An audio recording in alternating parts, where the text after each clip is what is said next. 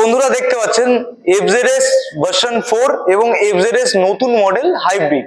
তো এই দুটো মডেল কিছু ইন্টারনালি পরিবর্তন রয়েছে, তো সেটা আজকে ভিডিওর মাধ্যমে আপনাদেরকে শেয়ার করব কি পরিবর্তন রয়েছে। তার আগে এক্সস্ট সাউন্ডটা আপনাদেরকে শুনিয়ে দিচ্ছি।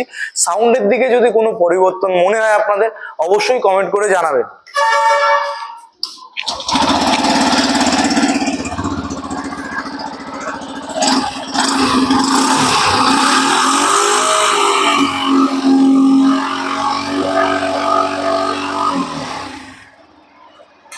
আচ্ছা, এবার চলে আসবো FZS ভার্সন 4।